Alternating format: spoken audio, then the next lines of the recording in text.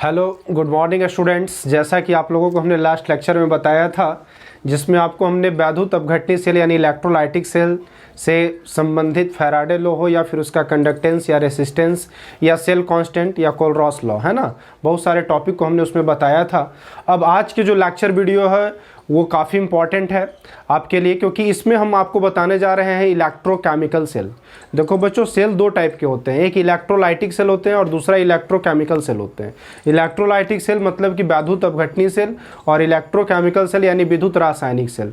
देखो बच्चों, दोनों सेलों में डिफरेंस क्या होता है कि इलेक्ट्रोलाइटिक सेल जो होता है यानी कि जो वैद्युत अपघटनी सेल होता है, उसमें हम किसी वैद्युत अपघट्य के विलयन को रखकर क्या करते हैं, विद्युत धारा के द्वारा उसको आयनों में हम क्या करते हैं, विभक्त करते हैं। लेकिन वैद्युत रासायनिक सेल में क्या होता है कि हम इसके अंदर रासायनिक अभिक्रिया कराकर विद्युत ऊर्जा को उत्पन्न करते हैं। तो अब यहाँ पर हम जो टॉपिक देख रहे हैं बच्चों, लिखा हुआ है इलेक्ट्रोकेमिकल सेल, इसको कहते हैं विद्युत रासायनिक सेल, जो कि इस चैप्टर का दूसरा सेल है। पहला सेल हमने इलेक्ट्रोलाइटिक सेल फर्स्ट वीडियो में बता दिया है, जिसको आप देख सकते हैं। अब इलेक्ट्रोकेमिकल सेल क्या है, विद्युत रासायनिक सेल में इसमें कहता है बच्चों कि वैसा सेल जिसमें रासायनिक अभिक्रिया कराकर विद्युत ऊर्जा उत्पन्न की जाती है ना। यानी कहने का मतलब है कि वैसा सेल जिसमें रासायनिक अभिक्रिया कराकर आप क्या करोगे, विद्युत ऊर्जा उत्पन्न करोगे, तो वैसे सेल को आप क्या कहोगे, विद्युत रासायनिक सेल कहोगे, इलेक्ट्रोकेमिकल सेल कहोगे। ठीक है। जो सबसे इंपॉर्टेंट चीज है, जब बच्चों इससे जब लॉन्ग टर्म क्वेश्चन आता है तो पूछता है विद्युत रासायनिक सेल है क्या, इस सेल का निर्माण क्या होता है, इस सेल की अभिक्रिया क्या होती है, ये सेल कार्य कैसे करता है, ये सब काफी इंपॉर्टेंट पॉइंट्स होते हैं। तो सबसे पहले हम जानेंगे कि विद्युत रासायनिक सेल का निर्माण यानी इस सेल का हम निर्माण कैसे करते हैं। तो देखो बच्चों, इस सेल का निर्माण का जो एक्सप्लेनेशन है उसको देखिए, आपने बोर्ड पर लिख दिया है। ऐसे एक बार हम इसे रिपीट कर देते हैं कि सबसे पहले इस सेल को बनाने के लिए एक बीकर में 1 मोल, ये जो कंसेंट्रेशन दिया हुआ है, सांद्रण दिया हुआ है ना, 1 मोल ZnSO4 का विलयन यानी जिंक सल्फेट का विलयन लेकर उसमें जिंक का छड़ डुबा देते हैं। ठीक है। फिर एक और बीकर लेते हैं बच्चों, दूसरे बीकर में हम क्या करते हैं, 1 मोल CuSO4, याद रखिएगा, पहले बीकर में 1 मोल ZnSO4 और दूसरे बीकर में 1 मोलारिटी यानी 1 मोल क्या है, कॉपर सल्फेट यानी CuSO4 का विलयन लेकर इसमें हम कॉपर के छड़ को डुबा देते हैं। ठीक है। अब क्या करते हैं कि पहले बीकर को बाईं ओर रखते हैं और दूसरे बीकर को दाईं ओर, ये याद रखिएगा, है ना। पहले बीकर जो होगा वो लेफ्ट साइड होगा और दूसरा बीकर क्या होगा, राइट साइड होगा। ठीक है। तो अब करते क्या है, अब यहाँ पर बच्चों की जब दोनों बीकर को, एक पहले बीकर को बाईं ओर दूसरे बीकर को दाईं ओर रखते हैं, तो इसमें प्रत्येक बीकर एक प्रकार का हाफ सेल होता है, यानी इसको हम अर्ध सेल कह सकते हैं, यानी एक प्रकार का ये आधा सेल होता है। ठीक है। इसे इलेक्ट्रोड भी हम कह सकते हैं, जैसे जिंक को इलेक्ट्रोड, जिंक इलेक्ट्रोड, कॉपर को कॉपर इलेक्ट्रोड, कॉपर के छड़ को। अब करते क्या है, जिंक और कॉपर इलेक्ट्रोड को, जिंक और कॉपर इलेक्ट्रोड को क्या करते हैं कि इसमें हम जिंक और कॉपर इलेक्ट्रोड को हम तांबे की तार से वोल्टमीटर से जोड़ देते हैं। जैसा कि आप फिगर में देख रहे होंगे, फिगर में क्या देख रहे होंगे कि जिंक और कॉपर, ये जो दोनों है जिंक और कॉपर, ये जो दो इलेक्ट्रोड आप देख रहे हैं विद्युत रासायनिक सेल का, जो हम आपको डायग्राम दिखा रहे हैं, इसमें आप देख रहे हैं कि 2 इलेक्ट्रोड, एक बाईं ओर हमने भी कर रखा है, एक दाईं ओर रखा है। इसमें है जिंक का छड़ जिसको हम एनोड कर रहे हैं, इसमें कॉपर का छड़ जिसको हम कैथोड कर रहे हैं, और दोनों छड़ों को देखिए तांबे के तार से, ये जो वायर देख रहे हैं बच्चों, ये तांबे की तार की वायर होती है ना। इसमें क्या करते हैं हम, एक जगह पर स्विच, है ना, और वोल्टमीटर के सहायता से उसको हम क्या करते हैं, दोनों इलेक्ट्रोडों को जोड़ देते हैं। और अब क्या करते हैं, दोनों विलयनों को एक दूसरे के संपर्क में लाते हैं, किसके द्वारा, तो लवण सेतु के द्वारा। किसके द्वारा लाते हैं बच्चों, लवण सेतु के द्वारा। थोड़ा सा लवण सेतु कभी कभी क्वेश्चन पूछ जाता है बोर्ड एग्जामिनेशन में, लवण सेतु क्या है, जिसको हम लोग इंग्लिश में साल्ट ब्रिज कहते हैं। तो इसका थोड़ा सा पॉइंट नोट कर लेना कि लवण सेतु क्या होता है, एक यू आकार की नली होती है। कैसे आकार की नली होती है, यू आकार की, देखिए, है ना, ये यू आकार की नली होती है, ये कांच की नली होती है यू आकार की। इसमें आपको potassium nitrate, ammonium ammonium chloride, ये सब के क्या होते हैं, जेल भरे हुए थे। जेल का मतलब होता है बच्चों कि इसका एक्वस फॉर्म, यानी कहने का मतलब कि इसका द्रवित रूप, है ना, और वो उसमें क्या होता है, लवण के रूप में भरा रहता है। और इसका कार्य क्या है बच्चों, ये दोनों विलयनों के बीच में विद्युत संपर्क कायम करता है, जो इसके बारे में भी हम इसका सेल रिएक्शन बताएंगे, तो उसमें इस चीज को हम एक्सप्लेन करेंगे कि जैसे देखिए अब हमने इस सेल को हमने बनाया है, देखिए लेफ्ट साइड हमने जिंक का छड़ और उसमें जो बीकर में है क्या ZnSO4 विलियन है। राइट साइड क्या देख रहे हैं आप कि कॉपर सल्फेट का विलियन है और किसका छड़ है, कॉपर का छड़ है। दोनों छड़ों को हमने क्या किया है तो तांबे की तार से स्विच और वोल्टमीटर से जोड़ दिया और बीच में एक लवण सेतु रख दिया दोनों विलियनों के बीच में। अब इस लवण सेतु में देखो हमने यहाँ डायग्राम दिया है विद्युत धारा, और थोड़ा डायरेक्शन देखना बच्चों, ये डायरेक्शन अपोजिट इधर दिख रहा है, जबकि आप देखिए इलेक्ट्रोडों के बीच की इलेक्ट्रॉन का डायरेक्शन देखिए, तो इलेक्ट्रॉन का डायरेक्शन आप जब देख रहे हैं तो एनोड टू कैथोड आपको नजर आ रहा है, लेकिन विद्युत धारा का डायरेक्शन जब आप देख रहे हैं तो देख रहे हैं कैथोड टू एनोड हो रहा है। इसका कारण है बच्चों, क्योंकि जब हम इस सेल का विद्युत परिपथ पूरा करते हैं तो होता क्या है कि जस्ता जो देख रहे हैं यानी जो जिंक का छड़ है वो क्या करता है, आगे अभी हम सेल रिएक्शन इसके बाद बता रहे हैं, तो वो क्या करता है इलेक्ट्रॉनों का त्याग करता है, यानी कि वो कह सकते हैं ऑक्सीकरण की क्रिया करता है। एक चीज सबसे पहले बच्चों ध्यान दोगे कि विद्युत रासायनिक सेल में कौन सी अभिक्रिया होती है, रेडॉक्स अभिक्रिया होती है। क्या वो कौन सी अभिक्रिया, रेडॉक्स रिएक्शन। और आप लोगों को पता है कि रेडॉक्स अभिक्रिया तब होती है जब ऑक्सीकरण और अवकरण दोनों साथ साथ हो। तो एक चीज और ध्यान रखना बच्चों कि जब भी एनोड प्लेट होगा बैटरी का या सेल का तो वो क्या करेगा, तो एनोड ऑक्सीडेशन करेगा और कैथोड जो प्लेट होगा वो क्या करेगा, तो रिडक्शन करेगा। ऑक्सीडेशन रिडक्शन का मतलब समझ रहे हो, ऑक्सीडेशन को हम लोग हिंदी में ऑक्सीकरण कहेंगे और रिडक्शन को हम लोग हिंदी में क्या कहेंगे, अवकरण कहेंगे।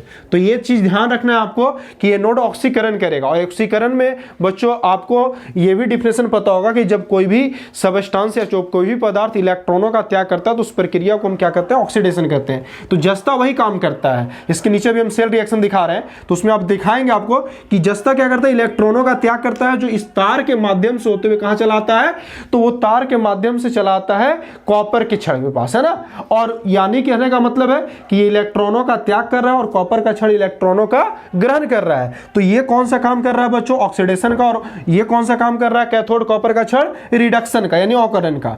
तो होता क्या बच्चों कि जब इलेक्ट्रॉनों का प्रवाह एनोड से कैथोड की ओर होता है तो आपको जैसा कि पता है कि विद्युत का प्रवाह क्या होता है, इलेक्ट्रॉनों के प्रवाह का विपरीत होता है। इस कारण से ऐसा होता है कि विद्युत रासायनिक सेल में कि जो विलयनों के बीच में लवण सेतु लगा हुआ है, दोनों को संपर्क बना रहा है, तो जैसे ही यहां पर दोनों में आयनीकरण होता है, जिंक इलेक्ट्रॉन का त्याग करता है, कॉपर इलेक्ट्रॉन का ग्रहण करता है। तो जिंक जब इलेक्ट्रॉन का त्याग करता है तो Zn+2 में कन्वर्ट हो जाता है। कॉपर सल्फेट में जो आयनाइजेशन होता है तो उसमें Cu2+ बनता है।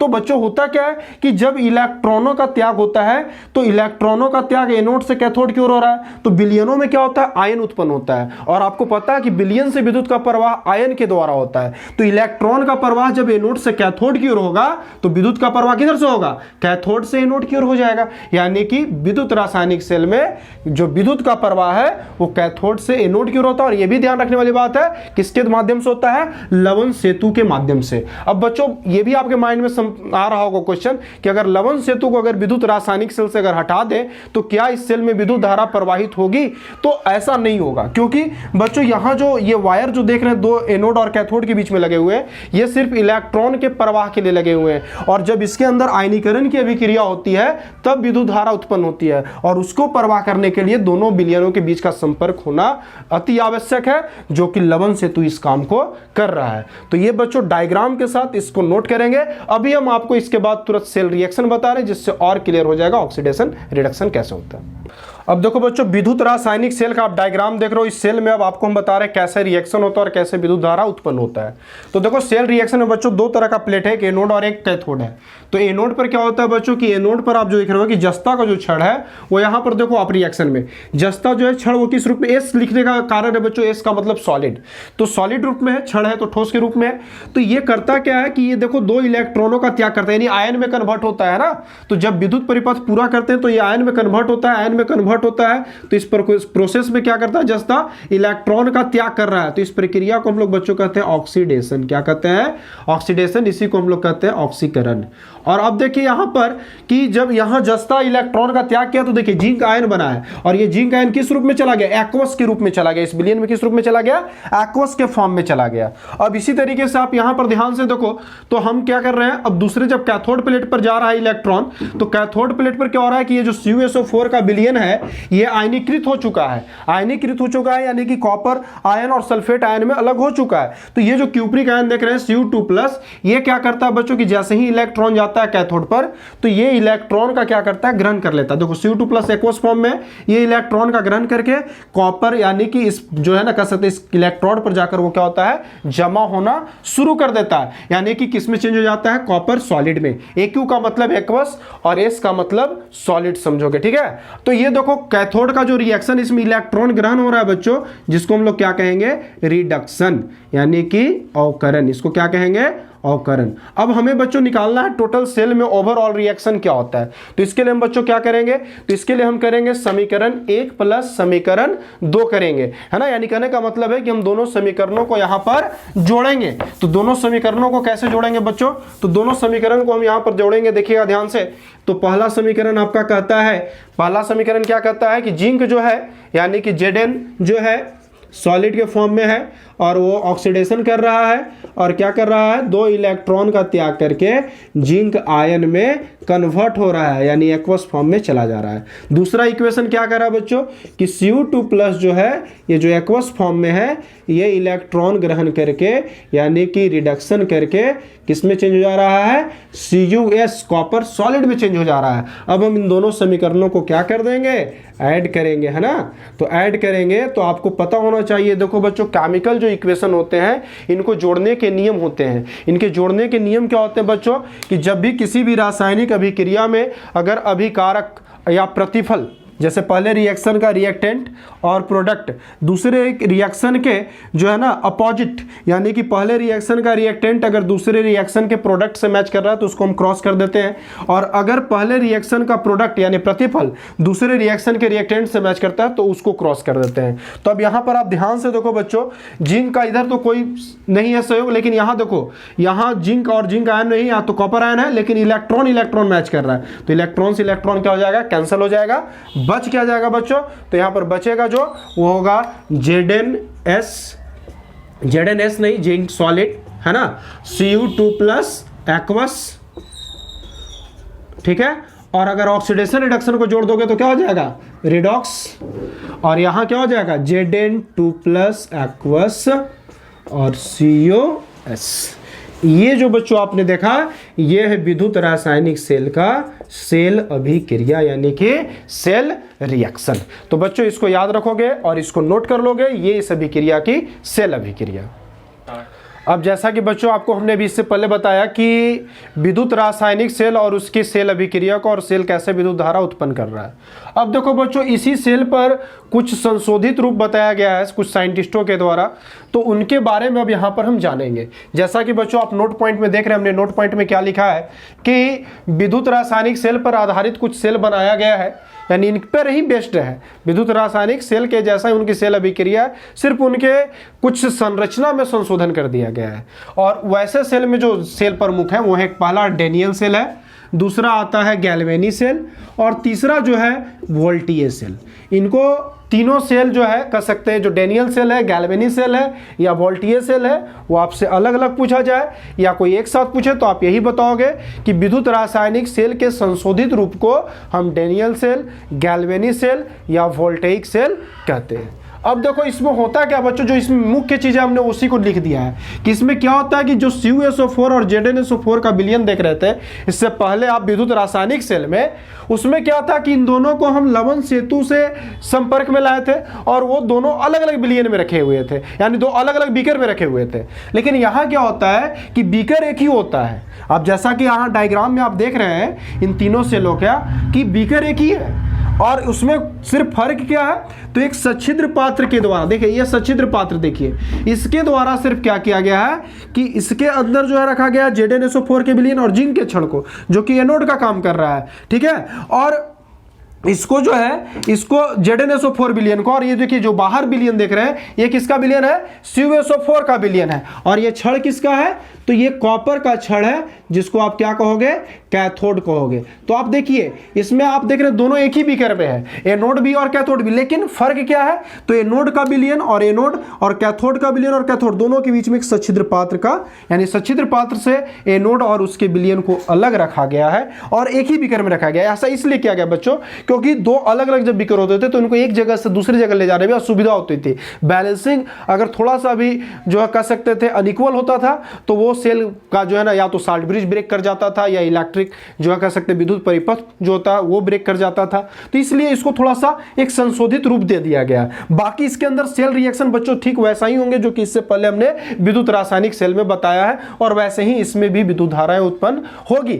अब देखो बच्चों, जैसा कि आप देख रहे हैं कि कॉपर का छड़ और जिंक के छड़ के बीच का और जो ZnSO4 विलयन और CuSO4 के विलयन के बीच का एक सचित्र पाथ रख दिया गया है। और बाकी जैसा पहले के सेलों में देखे थे कि दोनों इलेक्ट्रोडों को विद्युत धारा से जोड़ दिया गया, ये सॉरी कॉपर के तार से जोड़ दिया गया है, और वोल्टमीटर का यहां पर भी प्रयोग किया गया है। सेम अभिक्रिया है, एनोड इलेक्ट्रॉनों का त्याग कर रहा है और कैथोड इलेक्ट्रॉनों का ग्रहण कर रहा है, और विद्युत का प्रवाह अपोजिटली होगा, जिसके कारण कैथोड को हम पॉजिटिव और एनोड को निगेटिव करें। एक चीज बच्चों ध्यान में रखिएगा, कभी होता क्या है कि आपको कंफ्यूजन हो सकता है। जैसे बहुत सारे केस में क्या होता है कि जैसे हम विद्युत अपघटनी सेल पढ़ाए थे तो उसमें हमने आपको एनोड को पॉजिटिव प्लेट बताया था, कैथोड को नेगेटिव प्लेट बताया था। लेकिन यहाँ इलेक्ट्रोकेमिकल सेल में आप थोड़ा सा लग रहा होगा कि हम कंफ्यूज हो रहे होंगे आप अपने आप में, क्योंकि माइनस हमने बता दिया एनोड को और कैथोड को बना दिया प्लस। ये ऐसा बच्चों इसलिए हो रहा है क्योंकि आप ठीक हो, एक चीज हमेशा याद रखना, विद्युत अपघटनी सेल में आप विद्युत धारा देते हो, उससे विद्युत धारा लेते नहीं हो। तो उसमें क्या होता है, एनोड को हम बैटरी के पॉजिटिव पोल से जोड़ते हैं, इसलिए एनोड पॉजिटिव होता है, और कैथोड को निगेटिव पोल से जोड़ते हैं बैटरी के, इसलिए वो निगेटिव प्लेट होता है, जिसके कारण हम कैथोड को विद्युत अपघटनी सेल में निगेटिव और एनोड को पॉजिटिव होते हैं। लेकिन यहां पर इस सेल से विद्युत धारा बच्चों उत्पन्न हो रही है, और विद्युत का प्रवाह जो है वो इलेक्ट्रॉनों के प्रवाह का अपोजिट हो रहा है। यानी जस्ता का इलेक्ट्रॉन यानी जो एनोड है वो इलेक्ट्रॉन का त्याग करके कॉपर के छड़ को दे रहा है, कैथोड को दे रहा है, लेकिन विद्युत जो है वो कैथोड टू एनोड आ रहा है। इसलिए कैथोड से एनोड की ओर विद्युत आने के कारण कैथोड को पॉजिटिव और एनोड को नेगेटिव बताया गया है। अब देखो बच्चों, इसके बाद जो हम टॉपिक बताने जा रहे हैं वो है विद्युत रासायनिक सेल की विशेषता। ये अब बच्चों याद रखना, इसमें हम आपको 4-5 पॉइंट बताएंगे और इसको नोट करना। हम जो है कह सकते हैं इसके पॉइंटों को जो है आराम से बताएंगे, जिसको आप नोट कर सकते हैं। तो सबसे पहला जो इंपॉर्टेंस है विद्युत रासायनिक सेल की, बच्चों ध्यान से सुनना कि जो विद्युत रासायनिक सेल होता है उसमें बाईं ओर जो रखा हुआ बीकर है उसमें जो जिंक का छड़ है उस पर ऑक्सीकरण की क्रिया होता है, इसलिए आप जस्ता इलेक्ट्रोड को आप जिंक ऑक्सीडेशन इलेक्ट्रोड भी आप कह सकते हैं। दूसरा जो पॉइंट है कि विद्युत रासायनिक सेल के जो दाईं ओर बीकर रखा हुआ है उसमें कॉपर का छड़ इस्तेमाल होता है और वो अवकरण की क्रिया करता है, इसलिए आप उसको कॉपर अवकरण इलेक्ट्रोड यानी कॉपर रिडक्शन इलेक्ट्रोड भी कह सकते हैं। जो तीसरा नोट पॉइंट है कि प्रत्येक इलेक्ट्रोड को आप एक अर्ध सेल अभिक्रिया यानी हाफ सेल रिएक्शन भी कहते हैं। और जो सबसे मेन पॉइंट है बच्चों की जो बाईं ओर बीकर रखा हुआ रहता है उसमें ZnSO4 के विलयन का सांद्रण बढ़ता है। क्यों बढ़ता है बच्चों? क्योंकि जिंक जो होता है वो आयनीकृत होता है, जब तो जिंक Zn+2 जब चेंज होता है एक्वस फॉर्म में तो जाके विलयन में घुलता है, तो विलयन में आयन ज्यादा घुलने के कारण उसकी कंसेंट्रेशन जो होती है क्या होती जाती है, बढ़ते चली जाती है। लेकिन जो दाईं ओर बीकर रखा हुआ होता है, जो अगला पॉइंट आप लिखोगे कि विद्युत रासायनिक सेल में दाईं ओर रखे बीकर में क्या होता है तो CuSO4 विलयन का सांद्रण घटता है, क्योंकि उसके विलयन का आयनीकरण होने से Cu+ आयन जो होता है, जो Cu2+ आयन है वो जाकर कॉपर इलेक्ट्रोड पर जमा होता है, तो उससे आयन घट रहा है ना, यानी उसमें से विलयन निकल रहा है, तो इसलिए उसका कंसेंट्रेशन घट जाता है। और जो सबसे मेन पॉइंट है बच्चों, जो आखिरी पॉइंट है विद्युत रासायनिक सेल की विशेषता में, वो आप ये याद रखना कि विद्युत रासायनिक सेल से कोई भी बाह्य ऊष्मा उत्पन्न नहीं होती है। यानी सेल के अंदर कितनी भी अभिक्रिया हो, ऑक्सीकरण हो, अवकरण हो, रेडॉक्स हो रहा हो, लेकिन उस सेल के बाहर जो है वो आपको हीट का रियलाइजेशन नहीं होता, यानी कि ऊष्मा बाहर पता नहीं चलता है या बाह्य ऊष्मा उत्पन्न नहीं करता है। तो ये विद्युत रासायनिक सेल की विशेषता है और ये इस सेल का डायग्राम है बच्चों, इसको आप नोट कर लीजिए। तो बच्चों इसको नोट कर लेने के बाद आपको करना क्या है कि विद्युत रासायनिक सेल और इससे संबंधित डेनियल सेल जो है, गैल्वेनिक सेल या वोल्टेइक सेल, सेल अभिक्रिया है ना, लवण सेतु और सेल का महत्व है ना, इसको आप ध्यान से पढ़ोगे। और इसके बारे में कोई भी आपके मन में सवाल उठ रहा हो तो आप उसे प्लीज कमेंट बॉक्स में डाल देंगे, जिसका हम सॉल्यूशन लेकर नेक्स्ट वीडियो में आपको हम जो है बताएंगे। और एक चीज़ आप हमेशा ध्यान रखें कि आप जो है वीडियो पूरे जितने भी लेक्चर हम बता रहे हैं उसको ध्यान से देखें और उसका प्रिपरेशन करें, और सत्यम केमिस्ट्री क्लासेज यूट्यूब चैनल को सब्सक्राइब करें, शेयर करें, लाइक करें और बेल आइकन को प्रेस करें। Thank you.